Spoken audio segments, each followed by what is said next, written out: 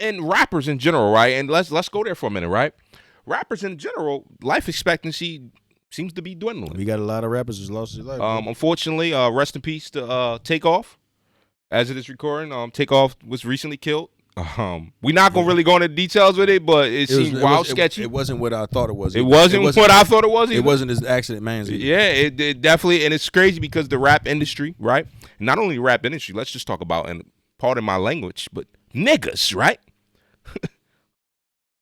Niggas is an epidemic against each other. But it's like, bro, like I get that, but it's like at some point we gotta learn.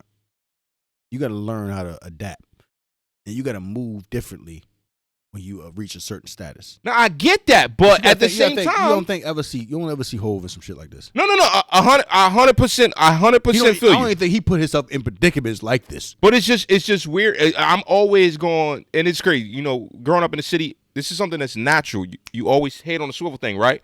But you also still gonna live your life to some degree. Now I'm not gonna put myself in no weird situations around a bunch of niggas and alcohol and drugs, this kind of thing. Ricky Ross, when he was talking to Vlad, he was like the shit that happened with P&B Rock. He said I wasn't surprised at all. I ain't see it, but yeah. He said in that goddamn Roscoe's Chicken and Waffles is in the middle of 5 gang territories. Right. Why are you pulling up? Why are you pulling up with all that? And Vlad was like, "Yo, like there's wild other Roscoe's Chicken and Waffles that's in other areas. Right. It's one in Hollywood, right? And we see he lives in Hollywood. Why you go past that one to go to this? Because it's famous one. Because it's some John BM. But look, we've seen many times over the last few years, specifically, rappers putting themselves in bad positions, taking L. But at the same time, we can't always blame the rapper. We still need to put the onus on these scumbag niggas that unfortunately, yeah, but you can't. Our community is filled with scumbag niggas. But I got to push back on that because it's like you can't. I'm not going to get on a snake for fucking biting somebody. I'm not going to get on a fucking cheetah for fucking hunting what they hunt. Niggas been acting this way for eons, bro. So it's like I'm talking about niggas been getting carjacked and robbed in L.A. Since the early '80s, bro. I feel you, but when I say scumbag niggas and shit, I'm talking about. We as black men have an ego thing, right? And let's be clear, we have a fucking ego problem. And I think men in general do, but black men really got an ego problem. You poke me in the forehead, I refuse to back down and be chumped. And now I feel like I gotta retaliate with hate. That is a real problem, bro.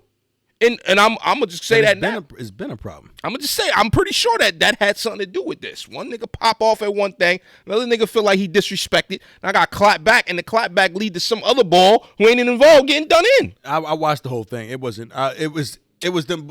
They was arguing about. It was arguing about shit. being bad, and then they got the basketball. Now we know as from the hood, right? We can get. A regular nigga, you know how many times I almost rumbled a nigga over spades? That's my point. That's what I'm saying. This ego thing bro. It goes to the nigga. I'll bust your ass, nigga. What last time happened? Nigga, I'll bust your ass. And all of a sudden, it go from there to Quavo walking away like, man, let me get out of here before I had to hurt somebody. Yeah, they was talking about basketball. Yeah, being better than him in basketball. Yeah, and then it takes one. It only takes one. Fucking idiot, bro. Right, and it's a lot of them in our community. Oh, this nigga just disrespected us. Bow. One nigga who might be not even reacting on the command of the person that's in charge. He's just like, oh, I gotta protect my old head. Let me handle that for you, old head. No, I ain't asked you to do that. You know the boy Prince Jr. You know his pop is an old head out there, bro. I know. Trust me, I know. And then when he tweeted like, yo, you can't hide behind me. So it's like.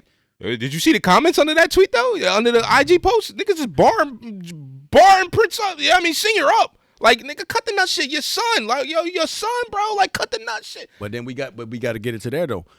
And how long is a father? How long is a father just responsible for his son's actions? How long? It's crazy. This is a conversation that we can have a whole fucking ep on. That's what I'm saying. You can do everything you need to do as a father to give your young boy everything they need. And I know we're getting off tangent, but we're supposed to be talking about Alfred's world. Yeah, but you can give your young boy all the tutelage, all the knowledge in life. It's up to them. You can show him a map of where to go. Yeah, like the Goofy movie, yo. He showed him a map of where to go. It's up to the young boy. He gave him the map. Right. It's up to you. You know the old saying, you can lead a horse to water, but you can't make the motherfucker. You know what I'm saying? So Drink, nigga. it's just tough, man. And like I said, rest in peace to Takeoff, man. That was corny, man. I liked him the best. I You thought know, he was the more talented one. I just think it's just crazy world we live in, man. Rapping is it has some. That's what we got to it because of the Alpha shit. Right. Rapping is a dangerous. Right. Is a hazardous occupation. And we've seen that through all 4 seasons of Atlanta, right? We've seen multiple eps where we seen Paperboy in the woods running from motherfuckers. The first ep, season 1, ep 1, he was in the shits. Then he banged somebody. Then Paperboy banged somebody in the first ep. Like